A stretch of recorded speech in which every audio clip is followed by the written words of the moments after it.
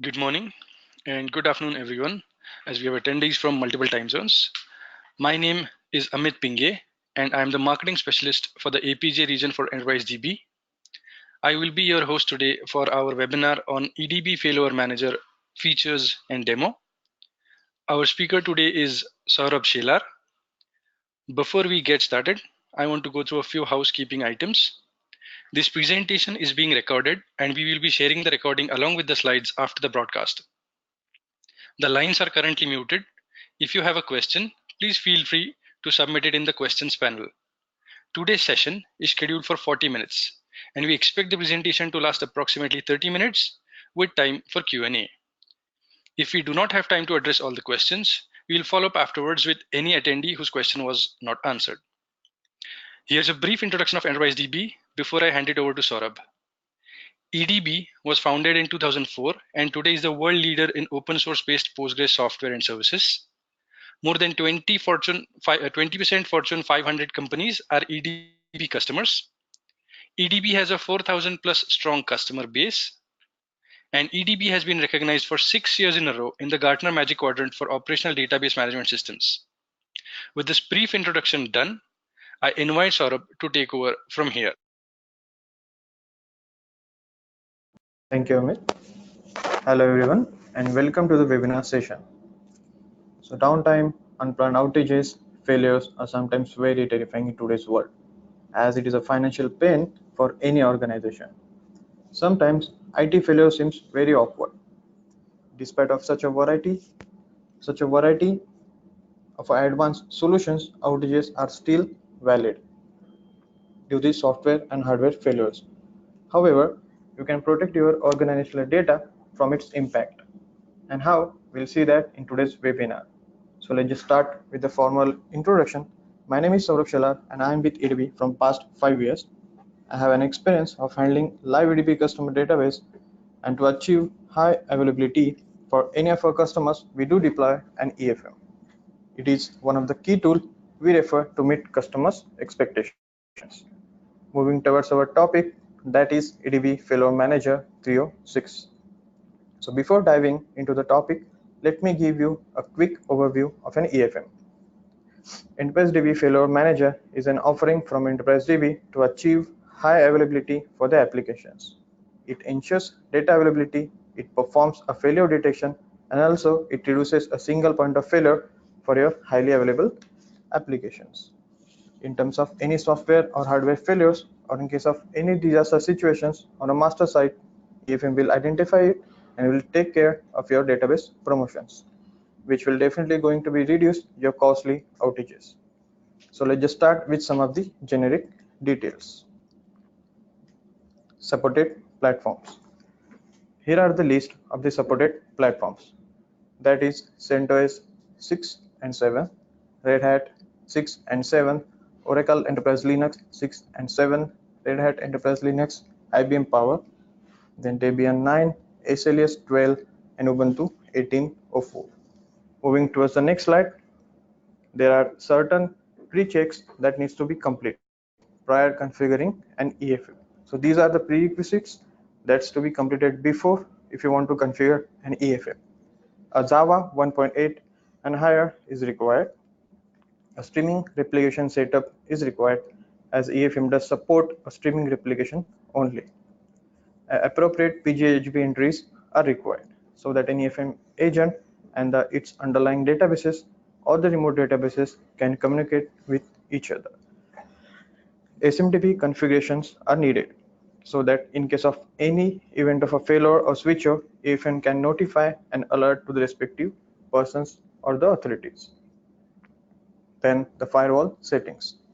As EFM works on agent to agent and agent to database communications, hence it requires a specific ports that should be kept open for the communications between the cluster, so that they can communicate with each other and verify the status of each nodes. Now we'll see and we'll move ahead with the architectures. As of now, we are good with the pre-checks.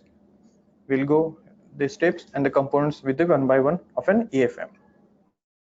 Here on the left hand side, you can see the EFM components, and these are the keywords which I'll be using throughout the session. So please be with me for each terms. So whenever it will be used next time, it will be easier to relate the things. First one is master. Master is our master database over which you will be having our database cluster running. Then standby. Standby is your slave database server, and again it should be configured with streaming replication only. Then witness. A dedicated witness node is a non-database node. It means there will be a no database cluster running. As per shown in the diagram, it can be an optional. That means if your environment is configured with one master and two or more standby slave servers, then there will be no need for your dedicated witness node. However, as per shown in the diagram, I have a single master and a single slave. Hence, in such case, I need a dedicated witness node. Witness has an EFM agent installed on it. It's used for the decision making of a failure detection. It acts as a floater which can join the majority to make the quorum failure decision. For example, if you have even number of clusters in such condition, there may be possibilities that two of them either ready for the failure and the remaining two might not ready for the failure. To avoid such condition, witness can join any of the decision panel and then further events can take place. So that is how witness works. The next one we have agent. Agent is your EFM agent. It will be installed on each individual servers, and it has a responsibility to monitor the health of its underlying databases. You can see in the diagram, a master has its own agent, a slave has, and the standby has its own agent, and even on the witness side, you can see its own agent is present. So for the master, we'll call it as a master EFM agent. For the standby, we'll call it as a standby EFM agent. For the witness, which is a dedicated node, we'll call it as a witness EFM agent. The next one we have the VIP. VIP is your floating IP or the delegate IP. It will be always pointing to the master database. You can use this IP for your application connection. So in case of any failure, AFM will reattach this VIP to the newly promoted master. So there will be a less outage for your applications, and it can start working without further manual interventions. However, again, this is an optional thing. You can provide hard-coded IPs or manage the failure things from the applications end, as these are the generic settings we have applied for some of our customers to minimize the downtime. Hence, I have mentioned over here. The next one, JGroups. Till now, we have seen how AFM agent works. What is the role of a witness? How VIP can be helpful in case of failure or a switcher. Now we'll move how AFM agent communicates with each other and verifies the status of each other. And this is possible with the help of JGroups technology. It allows an AFM to create the cluster, and it allows its members to connect to each other. The members are nothing but the master, the standby, a dedicated witness node. With the help of JGroups, they can communicate with each other and verifies the status of each other's and the remote also. So this is how EFM actually works and manage the high availability. And the overall diagram is called as EFM cluster. Moving further in what's new section. So these are the three things which makes the EFM 306 better than its prior releases. We'll see how. The first one is changing behavior of db.bin. So this parameter is used to mention the binary location of your PostgreSQL database. Let's say OPT, PostgreSQL 11 bin, or anything, user EDB kind of. And the changes done in 306 is this. Right now in 306, this property or this parameter is now a mandatory property. And I'll tell you how and why. We'll see in second parameters. db config dir. Many of our customers keeps the PostgreSQL conf files on a different location other than the recovery conf file location. In such case, if you have such configuration enabled at your end, you can use this property to mention that proper location of a PostgreSQL conf file. So in case of any events from the EFM, EFM will use that location to start and stop your database.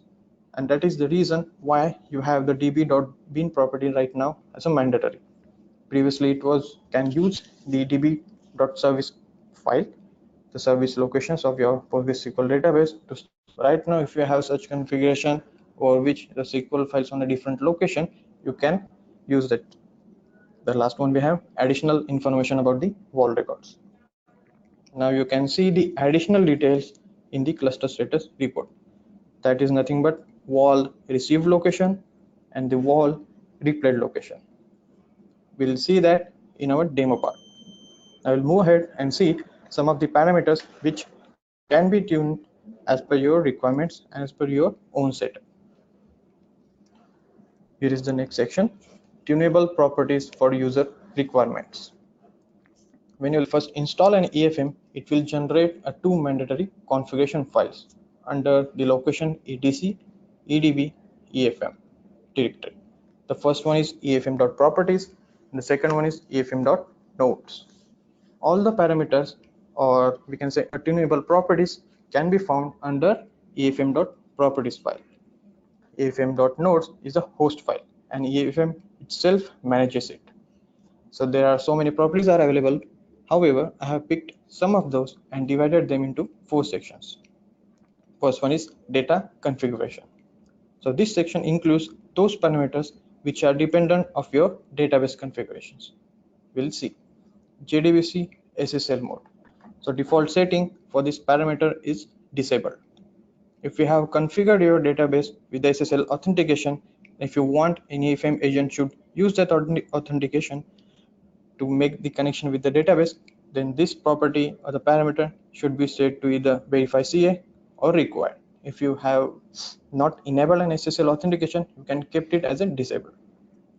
The next is DB reuse connection count. As we have seen in the architecture diagram, each individual EFM agent has a responsibility to monitor its underlying database health status. And this can be possible via connecting to the database and executing some of the queries. For example, let's say EFM checks the database state by executing a Boolean function, which is PG is in recovery. It's a PostgreSQL Boolean function. If the return value is true, means the standby, then EFM will consider the underlying database cluster as a standby. If the return value of the Boolean function is false, then it will be considered as a master. So to monitor health and status, EFM needs to create a database connection.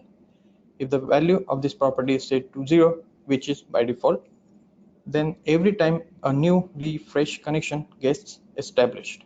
Hence, it is up to you for how many times you want to instruct an EFM agent to either to use an existing connection or to create a newly fresh connection.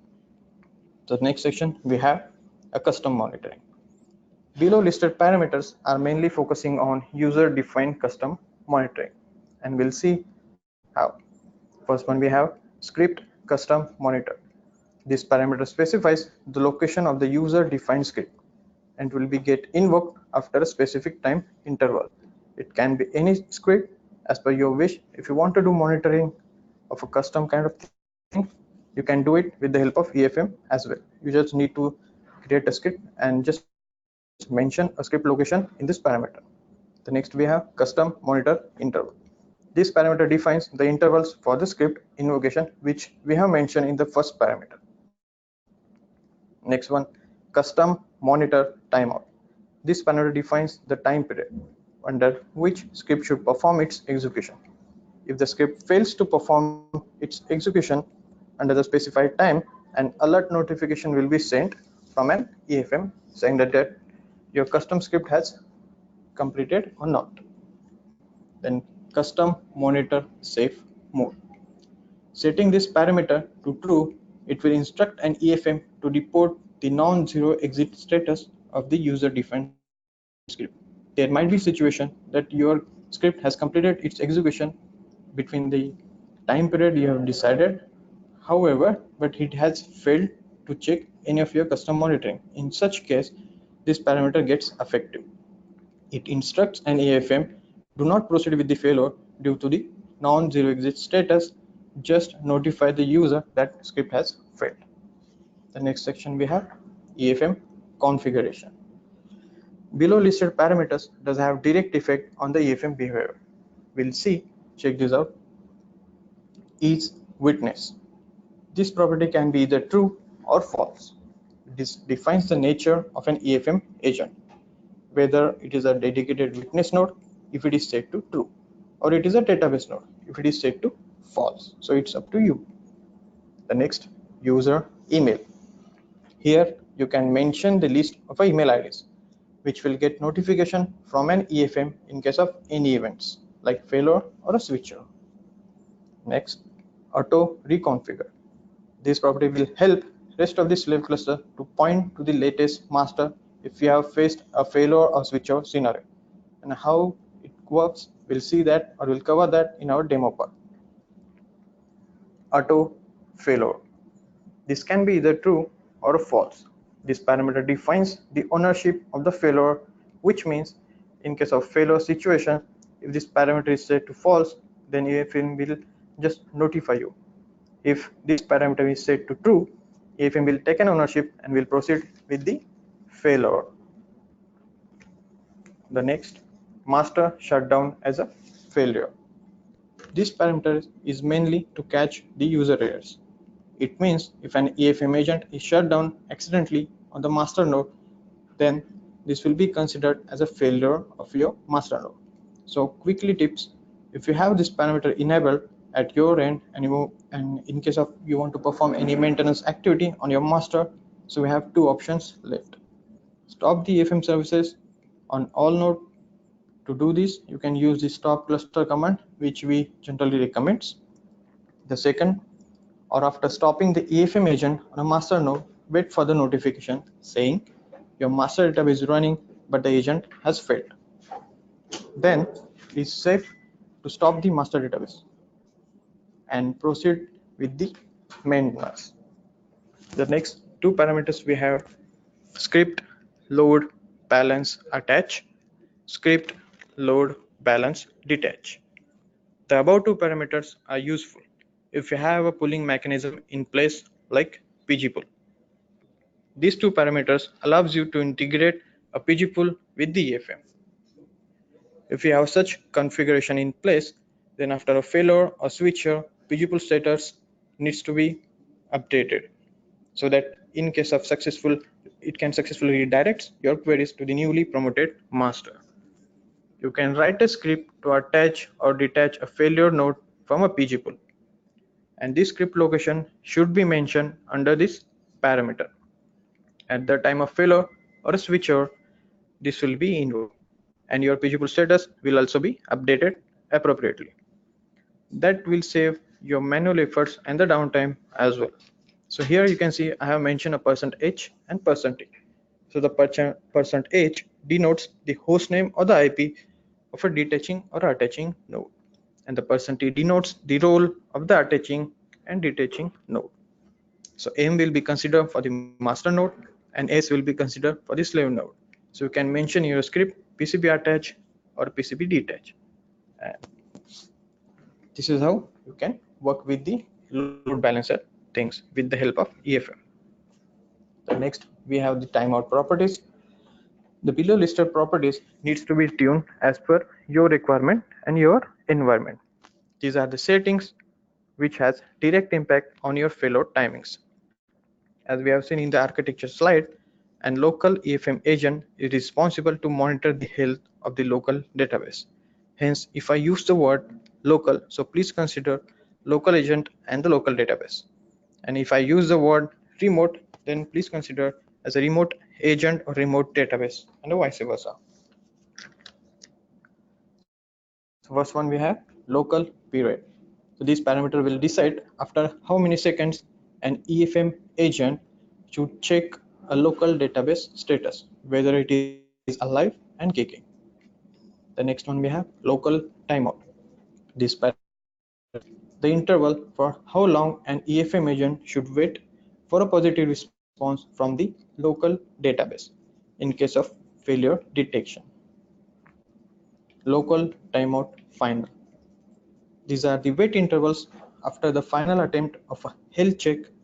If EFM does not receive a positive response from a local database, it will declare the database as a failure and it will proceed with the promotions. So let's say in my configuration I have set local period to 10 seconds, local timeout to 60 seconds, and local timeout final to 10 seconds.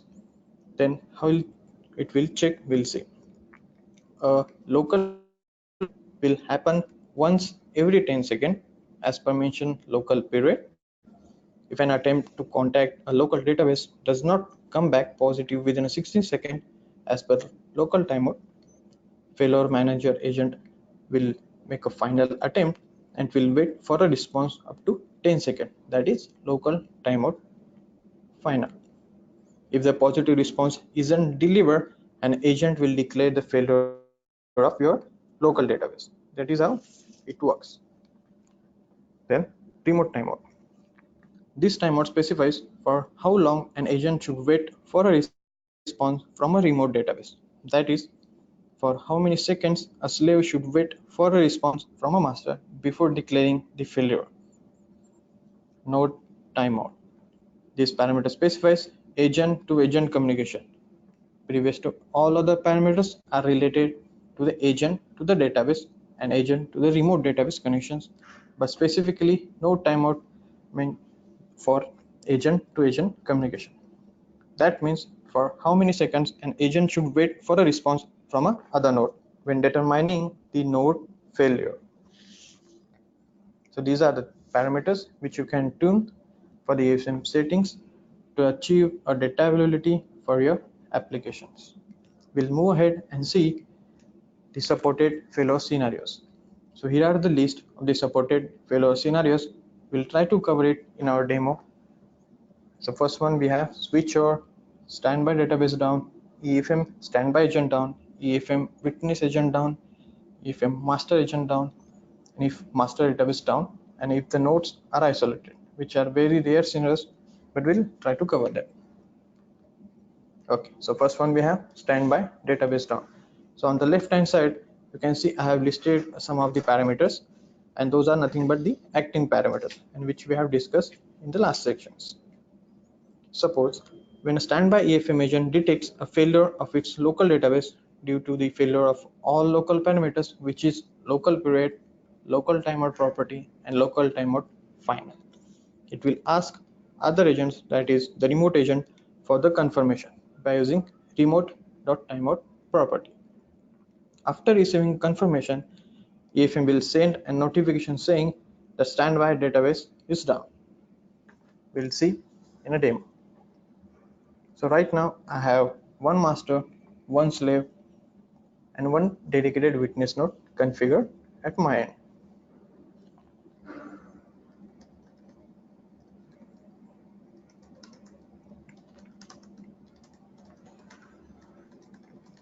So this is my configuration right now.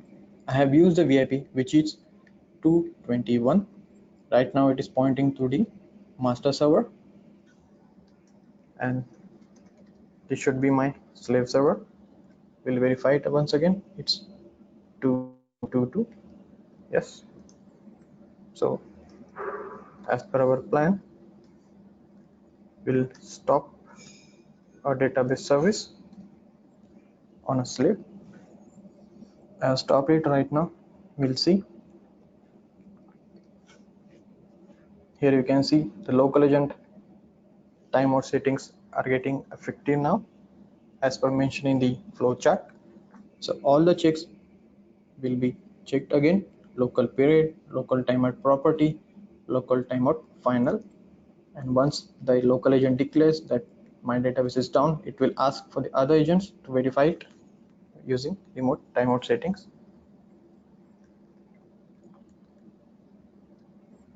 Here you can see the remote agent has also declared that your database is down. That's why here you can see the unknown status.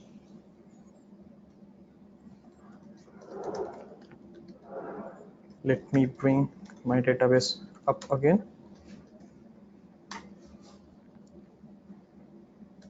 It is up. We check the status again. Here you can see a standby database status is up now. your streaming replication setup is in good shape, and if you want to promote, you can promote it. The next one we have standby AFM agent down. When any other agent detects if any of the standby AFM agent is down, then the other agent first determines the state of the standby database, if it is reachable or not. If in such case, if the database is reachable, then it will send a notification saying that your standby database is up, but your standby EFM agent is down, using dremote.timeout and the user email property. We'll try to cover that also. So this is my standby database again. Before we'll check the EFM status. Okay, this is my slave database right now. I'll stop the EFM agent here. It is stopped.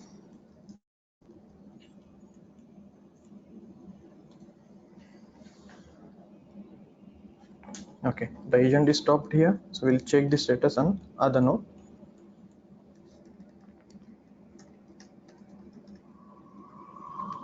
Here you can see the standby agent is stopped. That's why there is no entry for your standby agent right now.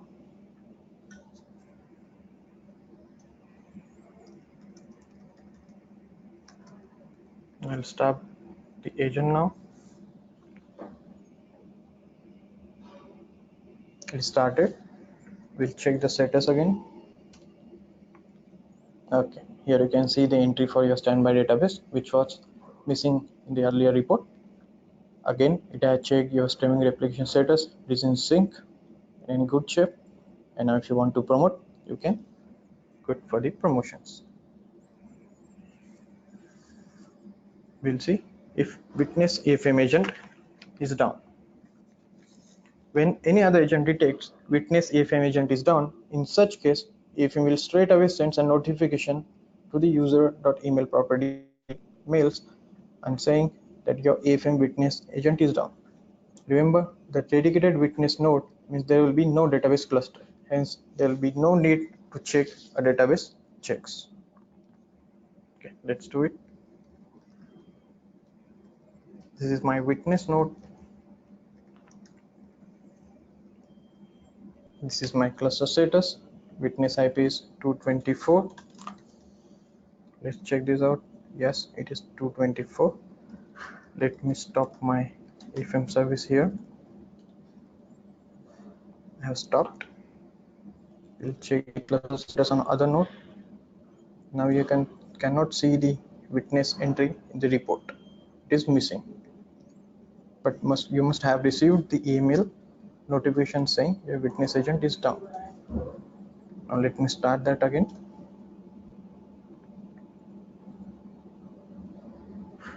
It is started. We'll check the status again. Okay, here you have the entry for the witness node.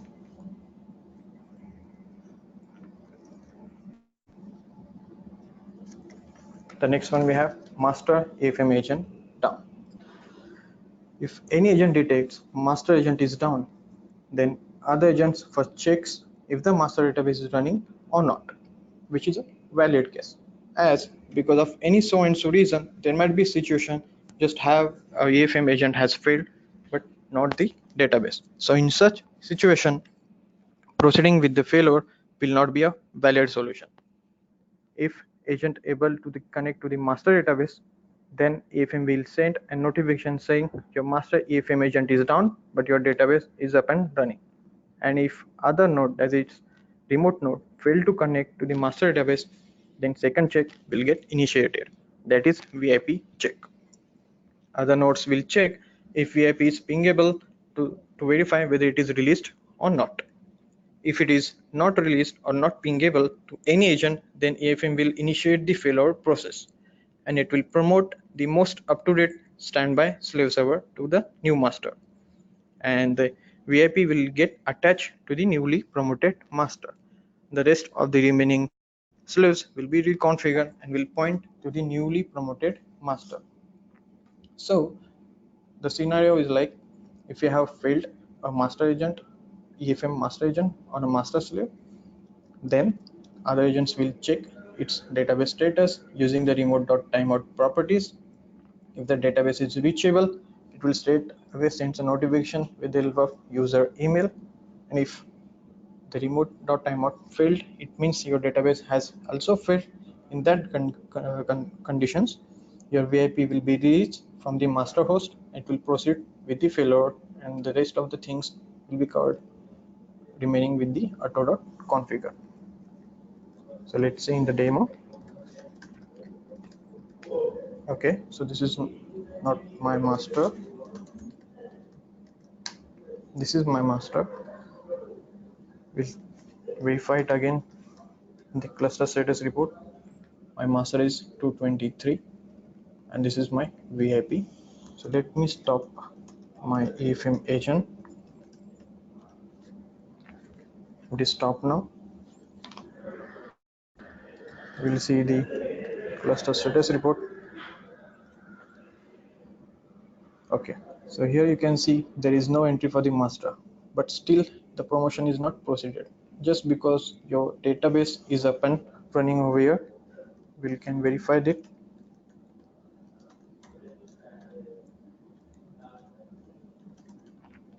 it is up and running, hence it is not proceed with the failure, which is a valid case. So let me start it again.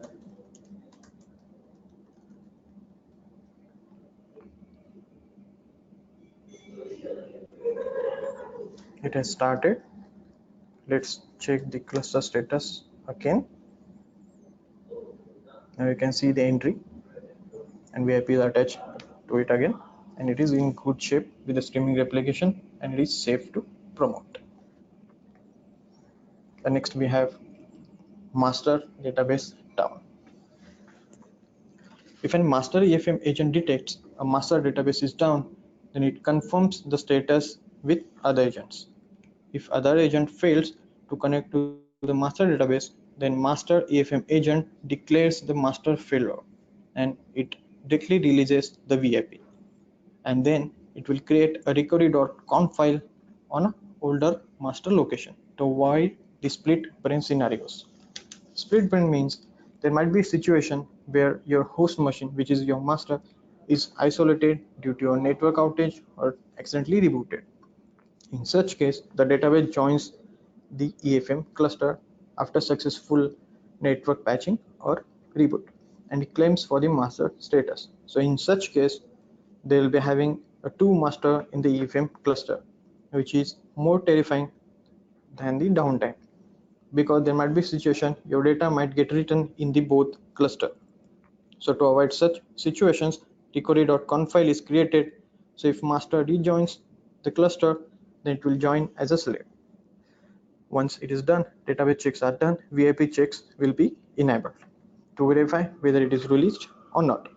And the EFM initiates the failover process and it will update or it will promote your most up-to-date slave as a newly promoted master.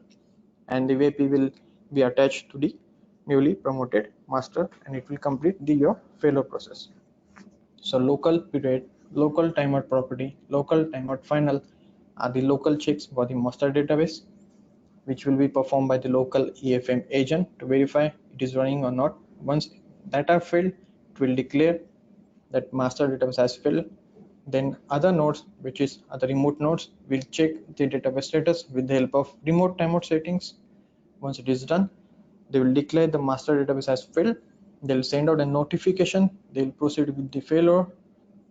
And once the most up-to-date slave is promoted, the rest of the slave or remaining slave server will be reconfigured to pointing to the newly promoted master with the help of auto configure property. Let's see how it works. So right now I have one master, one standby, and one weakness. So before showing it to the master database down scenario, we'll cover the switcher part. So right now you can see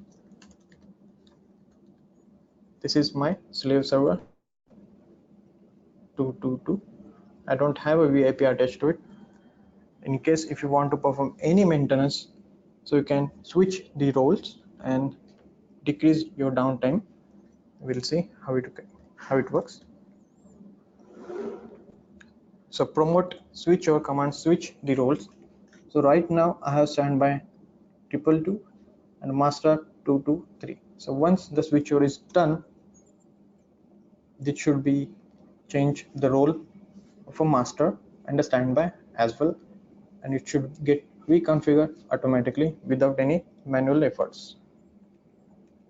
We'll see how it works.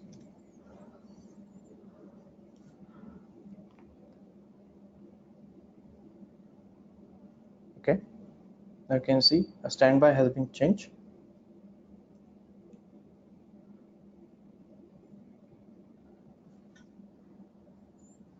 Here you can see a new master is been located. You can see the VIP attached to it over here. It has changed the roles.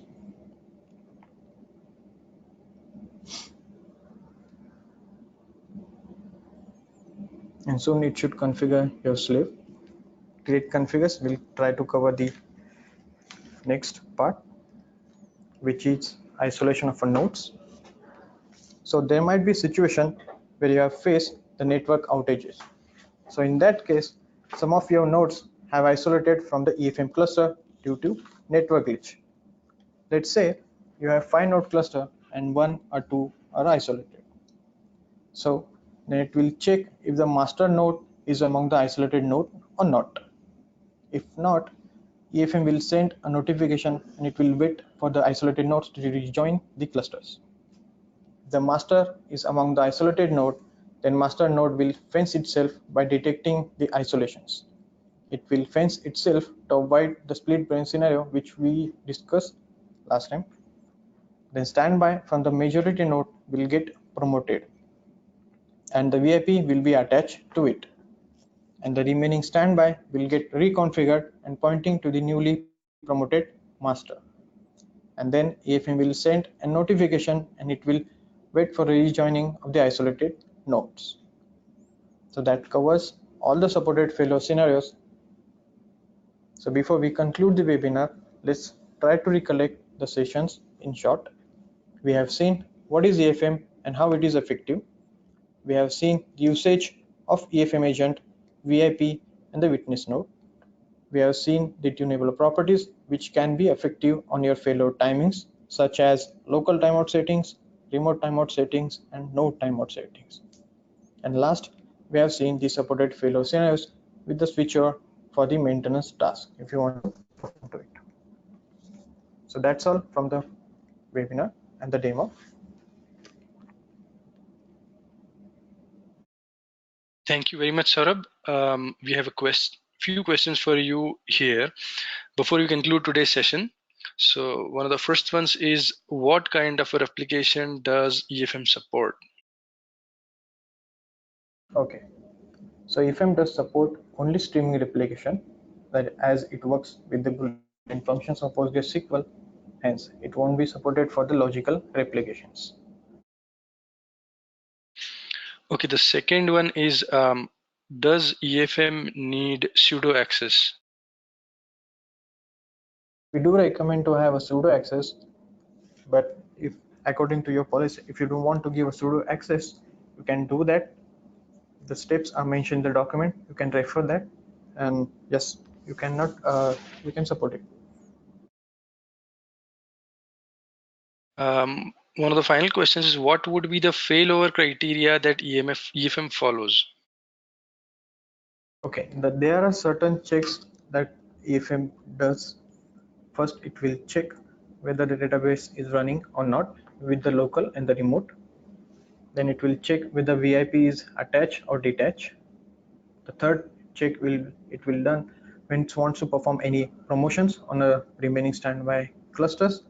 What it does, it will first check whether if you have 2 or more standbys running, it will first check which is most up to date, which is a valid case because it helps you to avoid a data loss. Then it will promote that particular slave and it will ask remaining slaves to reconfigure itself with the pointing to the newly promoted master. Is it possible to integrate PG pool and Yes, we have seen two parameters for load balancer attach and detach. You can write the script to attach a node or detach a node from the PG pool status in case of failure or switchover scenarios. It will help you to integrate your PG pool and AFM settings with each other.